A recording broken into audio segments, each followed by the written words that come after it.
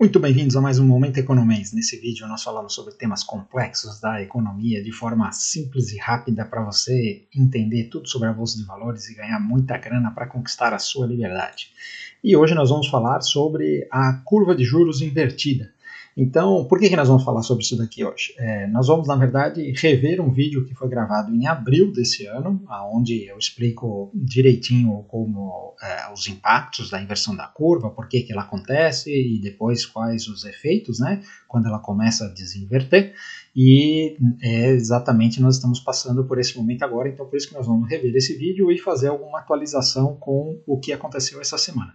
Essa semana nós tivemos uma semana cheia de tivemos super quarta, decisão de taxa de juros, discurso de Jerome Powell, balanços de empresas importantes e ontem, sexta-feira, tivemos o payroll e o payroll não foi bom, né, porque ele está demonstrando aí uma queda na geração de empregos dos Estados Unidos. E temos também aquela Sun Rule, que eu já falei aqui, nós vamos revisar também, que passou do 0,5%, o que indica aí início de uma recessão. Aí você vai perguntar, poxa, mas o PIB americano está crescendo, como é que você fala em recessão? Então é por isso que nós vamos falar aqui sobre a inversão da curva de juros e tudo o que está acontecendo, e o mais importante disso, nós estamos falando aqui de risco ou de oportunidade? Porque se nós somos traders, nós temos que ficar sempre gerenciando o risco e de olho nas oportunidades. Então eu acho que tem mais oportunidade do que risco no que está acontecendo e é por isso que nós vamos falar sobre isso. Então, se você está chegando agora e ainda não me conhece, meu nome é Maurício de Roberto, mais conhecido como MDR. Se você curte o conteúdo, já deixa o seu like, se inscreve no canal, se inscreve lá também no Instagram, @mfmodelo, tem live todo dia às 8h15 da manhã. E se quiser saber mais como operar com a gente no método DX, tem link na descrição do vídeo aqui embaixo. Então, turma, agora eu vou colocar para rodar esse vídeo da curva invertida que foi feito lá em abril desse ano, e eu vou fazer alguns cortes com algumas inserções para atualização, tá bom? E nós vamos falar hoje sobre a curva invertida, a curva de juros invertida. Então, conceitualmente, bem rápido, o que acontece? Se você vai emprestar dinheiro para alguém e ele vai te pagar daqui 6 meses, você vai cobrar uns juros anuais. Vamos falar de um ano, vai. Se você a pessoa se compromete a te devolver o dinheiro em um ano. Aí você fala, vou olhar aqui quanto está a Selic, quanto está o CDI e tal, eu te empresto por 10%. E agora, se a pessoa fala assim, olha, eu quero um dinheiro emprestado, mas eu vou te devolver daqui 10 anos. Então, normal você fala assim, não, 10% por ano, não. Se eu vou ter que esperar 10 anos para receber o dinheiro, eu vou querer cobrar 15% ao ano. Então, o prazo é mais longo, os juros é mais alto. E assim, se você for fazer um financiamento de uma casa, de um carro, de qualquer coisa, funciona assim, né? Quanto mais longo prazo, maior é a taxa de juros anual. E na taxa de juros dos títulos do Tesouro, né, ela funciona da mesma forma. Né? Então, você vai emprestar dinheiro para o governo há 6 meses, há 3 meses, há 1 ano ou há 30 anos, você vai sempre exigir mais juros. E aí, o que acontece quando essa curva... Então, isso daí forma uma curva que, conforme, se você colocar no tempo e os juros no gráfico, isso daí vai subindo, é uma curva ascendente, né, dos juros. Só que existem momentos onde você tem, principalmente quando você tem uma disfunção na economia, por exemplo, um choque de inflação que aconteceu no Covid, e aí você precisa subir os juros de curto prazo. Mas você acredita que daqui 10 anos essa inflação vai cair. Então você cobra uns juros para emprestar no curto prazo maior do que você cobra no longo prazo. Porque você fala assim, eu vou emprestar por um ano, eu vou exigir 5%, vamos falar do americano, né? 5% para você me devolver aqui no próximo ano, porque a gente tem uma inflação que está rodando aí, sei lá, 3, 4%. Agora, se eu for te emprestar para 10 anos, eu sei que essa inflação não vai permanecer, a inflação vai voltar para 2%. Então, no título de 10 anos, eu vou te cobrar 3% ao ano. E aí, no longo prazo, então no primeiro ano eu perco, mas depois do segundo ano em diante eu começo a ganhar porque a inflação vai cair.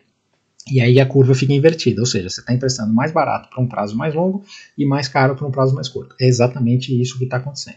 E aí o que acontece? Quando isso ocorre, essa inversão da curva de juros, você tem efeitos na economia, né? porque, obviamente, se o juros está alto, todo mundo que tem os prazos de empréstimos vencendo, principalmente os governos e as empresas, para você refinanciar a sua dívida, você precisa pagar mais caro, porque o juros subiu, né? Então subiu os juros da casa, e aí você do financiamento da imobiliário, e aí você não consegue comprar casa, então o cara que constrói casa não consegue vender, e assim por diante, o empréstimo para carro e tal, e aí você dá uma parada na economia. E aí isso daí traz consequências, geralmente traz recessão. Então nós vamos ver isso daí nos gráficos, qual é o efeito deste negócio, tá? Então vamos lá para os gráficos. Começando aqui, a primeira coisa, olha, o que a história nos mostra? Então, nós vamos ver aqui que isso daqui, olha, desde no século passado inteiro, né? Desde lá da crise de 29, começando lá em 20, né? Lembrando a crise de 29, já falei isso várias vezes, ela começou em 21, né? Aqui em 21 nós tivemos uma recessão. E aí, olha só, veja que aqui é o juro zero, né? Então, normalmente ele trabalha aqui, olha, falando de Estados Unidos, né? Entre 0 e 5%. Os juros dos títulos de 10 anos em relação ao 3 anos, né? Então, qual que é o spread? A diferença para você emprestar para, aliás, 3 anos, não, 3 meses. Para você emprestar para 3 meses, que é curtíssimo prazo, ou você emprestar para 10 anos. Então, tem um spread. E aí esse spread gira de 0 a 5%, né? A média aqui você vai ver aqui que está mais aqui em 3%, né? E aí tem momentos em que isso daqui inverte, que é o que nós estamos falando. E aí o que acontece? Essa inversão da curva ela causa esses danos que eu falei na economia real, que é a dificuldade de emprestar para você comprar casa, para você comprar eletrodoméstico, para você comprar carro e tudo mais, porque o juro sobe, a prestação fica muito cara e aí o pessoal não consegue comprar. E aí isso acaba geralmente trazendo um período de recessão. Então a gente vê aqui essas barras cinzas aqui são os períodos de recessão. Você pode ver que acontece aqui, os juros inverteu aqui no final da década de 20 e aí nós tivemos a recessão aqui que foi acho que de 31 a 34. E aí você tem aqui outros momentos onde tem recessão, mas não necessariamente inverte a curva. Às vezes inverte um pouquinho e não causa recessão, a recessão vem depois. E você tem alguns períodos que são realmente chocantes, né? Como 74, teve uma grande inversão da curva, depois teve uma recessão, que foi o período lá do choque do petróleo. E aí depois, em 80, onde teve todo o período inflacionário, que não souberam lidar bem, né? E depois veio a recessão aqui no início da década de 80. E assim por diante, a gente tem outros momentos aqui, olha, na bolha.com, que todo mundo fala assim, bolha.com, mas olha, o juros já estava invertindo antes. No final dos anos 90, início dos anos 2000, o juros já estava invertido. Aí em 2001 veio a recessão. A mesma coisa aqui, olha, a curva inverteu aqui em 2006, e a crise lá dos bancos, né, crise bancária, subprime, aconteceu em 2008. Então, e o Covid também é a mesma coisa. Mas olha, eu já falei isso aqui 1 milhão de vezes. Covid foi uma surpresa, ninguém esperava tal, mas a economia estava já com problemas. Olha, a curva estava invertida. O que aconteceu, o Covid, foi apenas um motivo para o preço fazer o que ele queria fazer. E agora nós estamos aqui nesse absurdo de curva invertida, que é um dos piores momentos aqui de inversão de curva que a gente já teve na história recente, tá bom? E aí, turma, nesse primeiro corte aqui, eu quero atualizar como é que está a inversão da curva de juros, né? Aqui no vídeo nós estamos falando da inversão do 3 meses para 10 anos, né? E aqui, nesse gráfico, eu estou mostrando aqui o 2 anos para 10 anos, tá? Então, os dois invertem do mesmo jeito, né? Só que eu queria mostrar esse daqui de 2 anos, que é um que a gente tem mais aqui no dia a dia de acompanhar, né? Então, nós temos aqui essa inversão aqui em 89, depois nós temos a inversão em 2000, e temos a inversão, essa linha amarela aqui é o 1 para 1, né? Seria quando eles estivessem no mesmo patamar, né? E quando está em condições normais, né, nós vemos aqui que ele chega aqui a ficar 10% de diferença entre um e outro, né? Então, vamos supor, se você está negociando a 4% o título de 2 anos, o de 10 anos vai estar sendo negociado a 4,4%, seria assim, né? E o que eu quero chamar a atenção para vocês agora, colocando aqui no gráfico semanal e trazendo aqui para o curto prazo, né, dando um pouco de zoom, nós temos essa situação aqui que, tecnicamente, nós conhecemos bastante, né?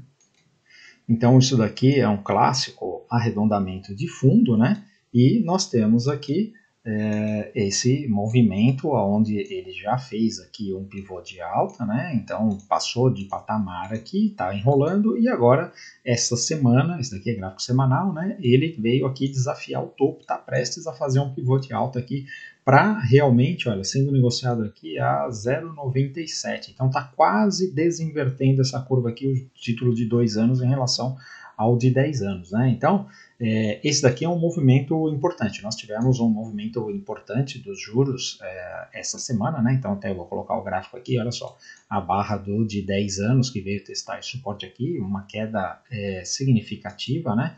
Nós tivemos uma movimentação aqui de quase 10% nesses juros, e olhando aqui o de 2 anos, nós também tivemos aqui uma barra, ver como a curva dele é diferente, né? O momento dele é diferente, mas nós estamos prestes a perder esse fundo aqui, ou seja, os juros realmente começaram a cair e por isso que os títulos do Tesouro começaram a subir e fazer pivô de alta, né? Então esse daqui é o TLT, olha só, uma barra aqui também significativa que subiu mais de 5% esta semana, tá bom? E os títulos de curto prazo, que são os TIPS, também aqui fazendo um pivô de alta, né, uma barra importante, tá bom?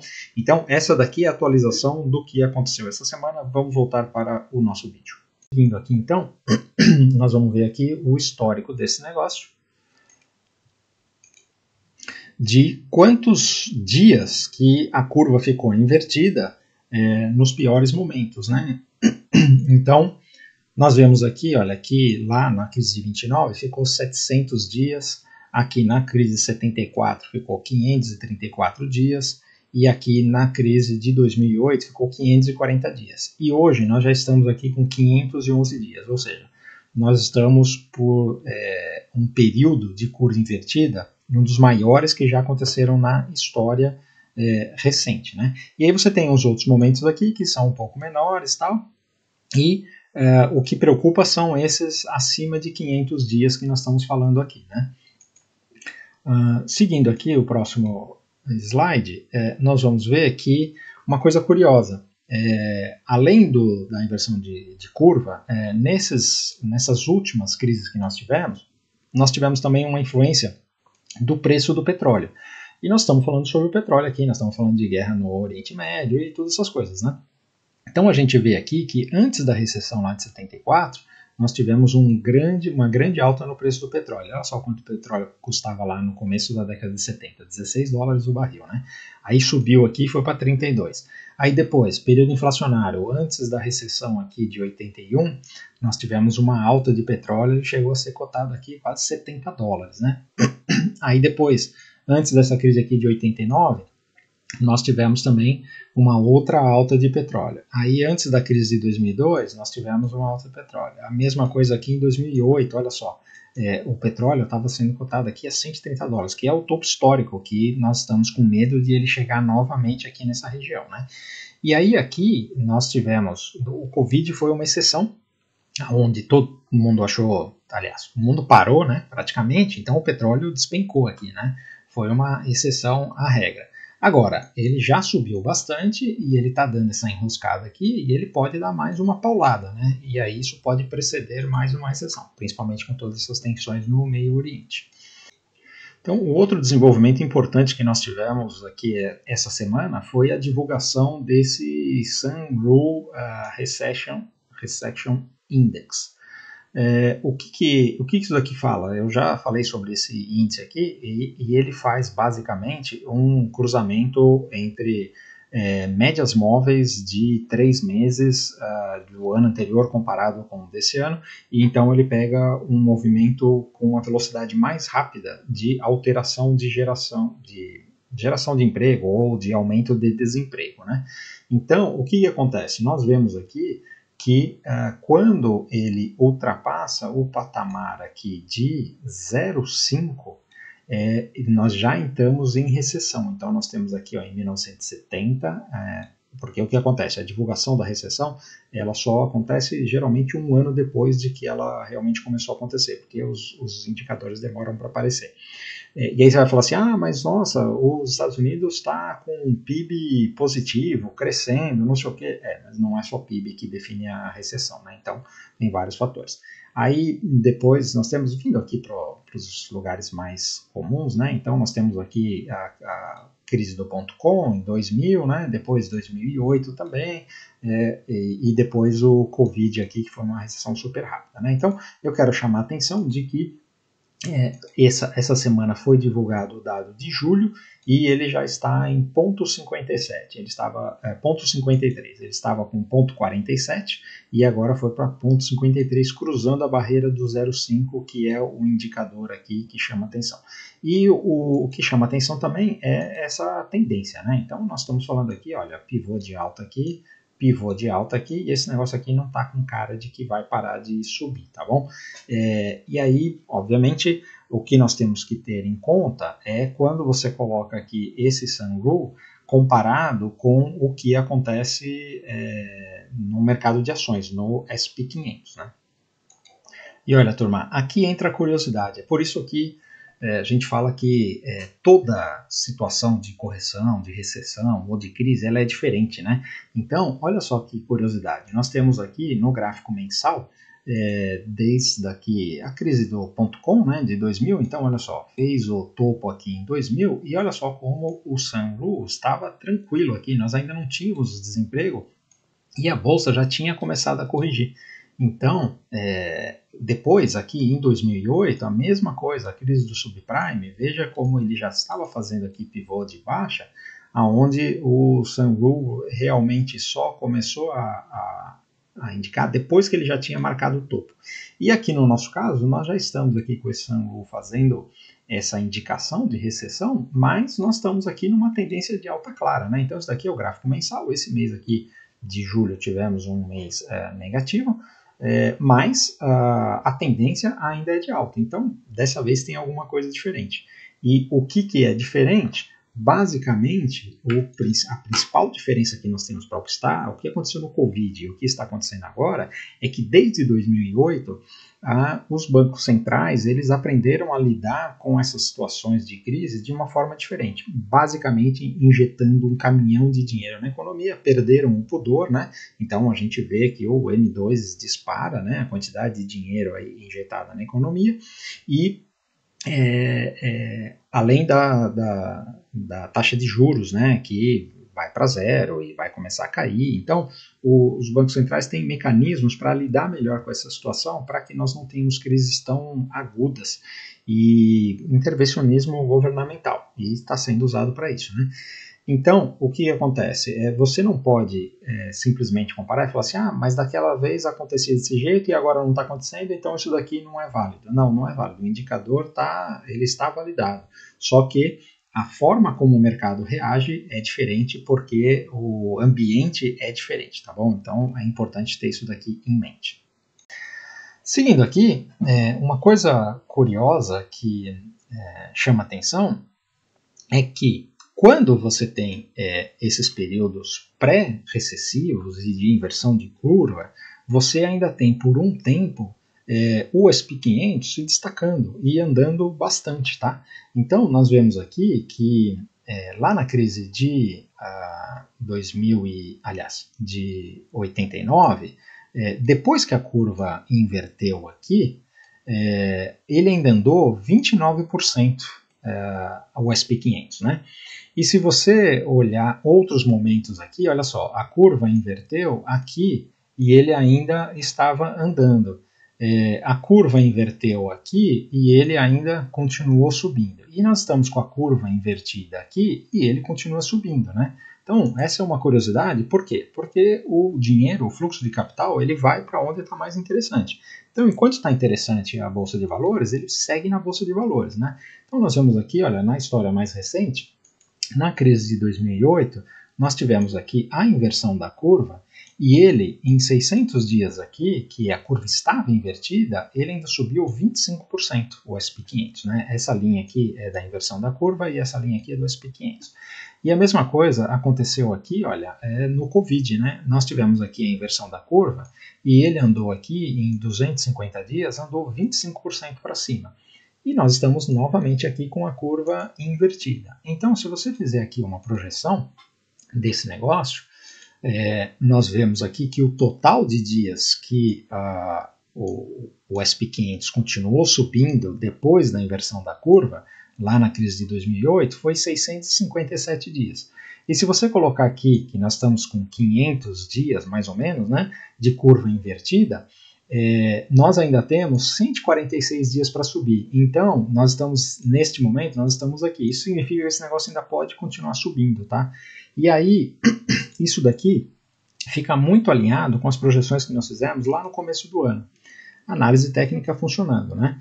Então, olha só, eu falei que ia falar mais aqui sobre esse SP500, né? O que nós tivemos aqui na história recente? Nós estamos aqui neste momento, né? Nós estamos aqui com 2 semanas de correção aqui e fez um topinho aqui. Aí aqui nós temos essas projeções de alvo, de pivô de Fibonacci e tudo mais, né? E se você colocar isso daqui no tempo, eu tinha falado lá desde o começo do ano que essas indicações que nós estamos vendo agora, de inversão de curva e tal, elas projetavam um pico em setembro, mais ou menos em setembro de 2024, né? E quando a gente junta tudo isso daqui de novo, né? Nós estamos agora em abril, né? Isso daí nós fizemos lá em dezembro, né? Você olha o que está acontecendo no mercado, faz sentido, porque olha, nós tivemos aqui essa correção de 10% depois dessa pernada que ele fez, né? Aí ele veio e deu mais uma pernada aqui, que é o que está agora fazendo um topo. Se nós projetarmos a mesma correção aqui no tempo aqui, que isso daqui dá mais ou menos uns 90 dias, de 10%, você vai vir fazer um pullback nesse topo histórico que foi rompido aqui nos 4.800. Eu não estou falando que é isso que vai acontecer. Deixa eu concluir aqui, depois eu faço o meu comentário. Mas olha, veja como faz sentido esse movimento aqui. E aí, se você pegar essa mesma inclinação aqui e colocar em termos de tempo, naqueles 150 dias que nós falamos, 146 dias, ele tem tempo para fazer uma correção aqui de 10%, vir testar o topo histórico e depois ainda vir aqui nesta primeira projeção de Fibonacci aqui deste pivô de alta e vir fazer aqui, chegar nos 5.600 pontos. Então, esse negócio aqui está fazendo muito sentido. E aí eu quero deixar um recado importante aqui para vocês. A análise técnica ela não funciona para prever futuro, tá bom? Mas ela nos ajuda muito no planejamento. Por quê? Você faz um planejamento, qual que é o cenário que tem maior probabilidade? No momento, para mim, esse é o cenário com maior probabilidade. E nós já passamos mais de 4 meses de quando eu fiz essa análise lá em dezembro do ano passado, e até o momento ela está se confirmando, tá bom? Então, não tem por que mudar o plano se a análise está se confirmando, o movimento do preço está se confirmando. E aí, se tiver alguma mudança, a gente muda o planejamento, não tem problema nenhum. Mas enquanto o planejamento estiver válido, você tem que se aproveitar dele. Então, depois de você ter uma pernada dessa tão expressiva como aconteceu aqui, é natural você ter algum período de correção. Eu não sei se vai ser 10%, se vai vir fazer um pullback aqui, se vai vir mais, se vai vir até a cabeça desse pivô, ou se vai corrigir só. Nós já estamos corrigindo mais ou menos uns 5%, né? 4% alguma coisa. Ou se vai cair menos aqui e já virar para cima antes. Isso depende de muita coisa, né? Depende de evolução da guerra, temos a guerra lá da Ucrânia, essa guerra pode acabar, pode acontecer lá alguma coisa com o Biden ou com o Trump, esse ano tem eleição, né? Então, quando nós estamos falando de setembro, nós estamos falando realmente muito perto da eleição, né? Então, muita coisa pode acontecer. E aí a gente vai revisar o plano e por isso que nós estamos aqui todo dia, né? Mas hoje, para mim, faz muito sentido esse movimento e é assim que eu vou continuar operando, tá bom?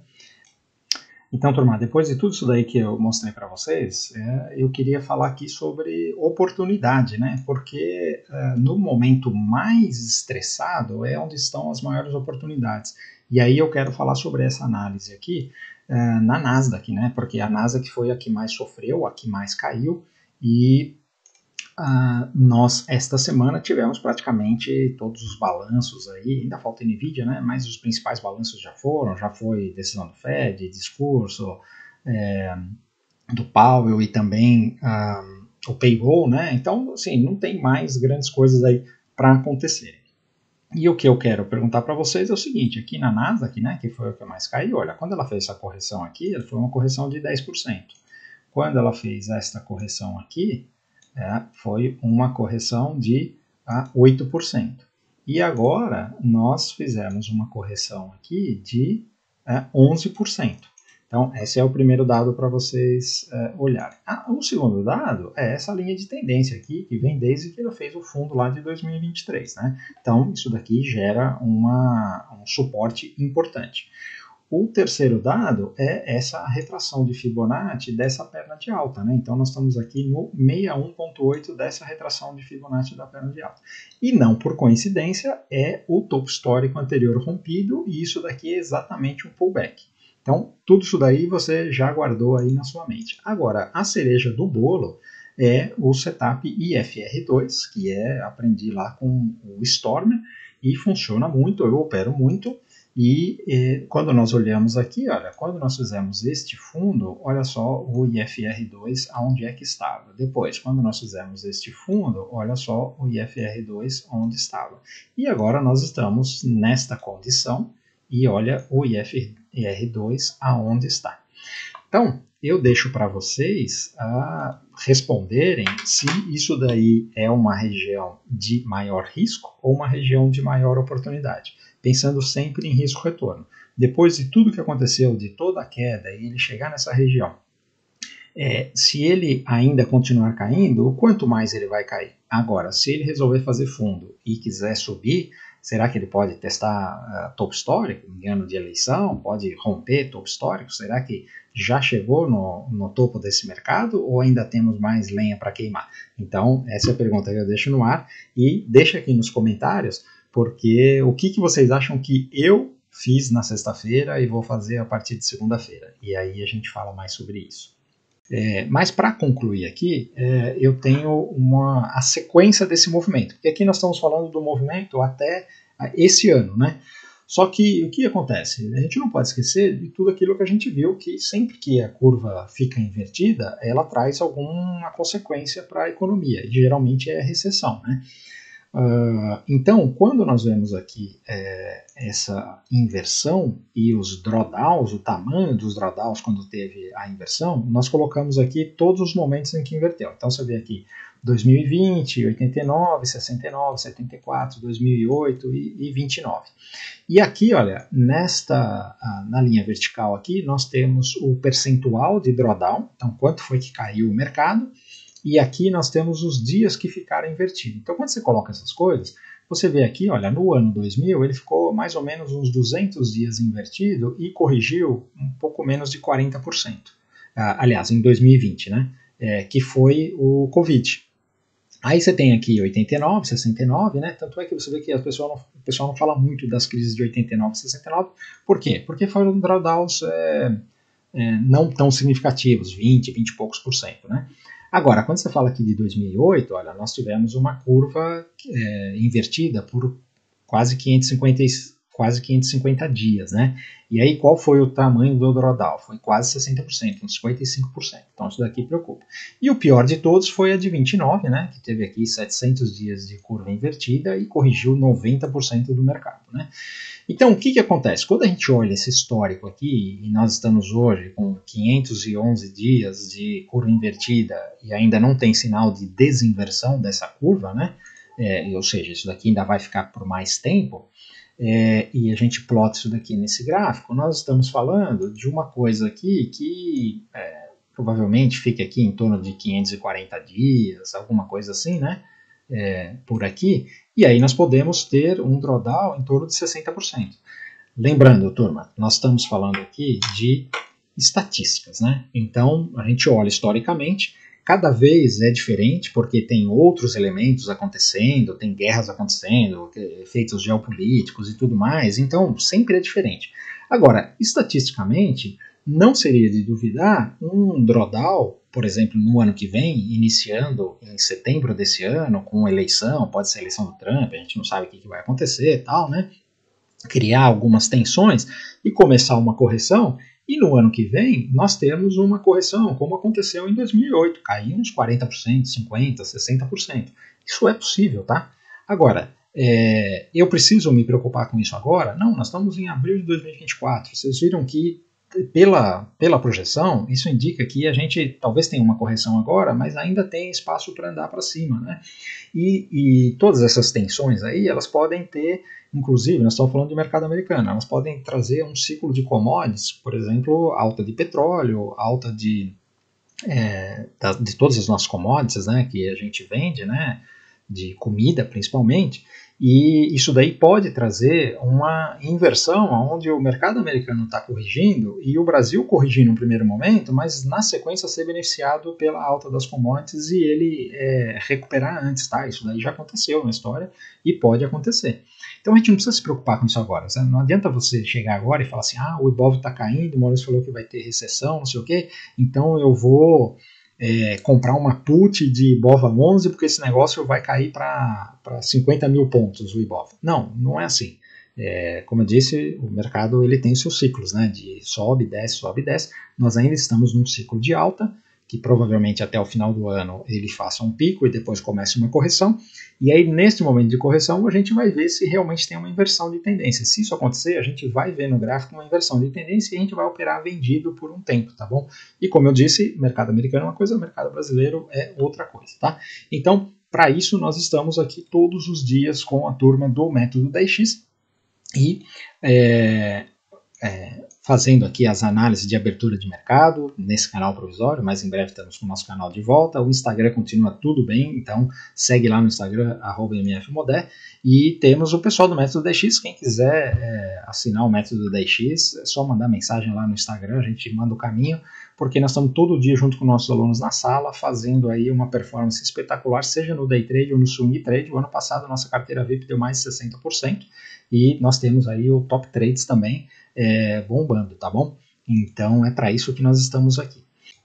Então, turma, espero que vocês tenham gostado do conteúdo, e se ficaram até aqui e curtiram, por favor, antes de ir embora, deixe o seu like. Se ainda não é inscrito, considere se inscrever no canal, clica lá no sininho para receber as notificações.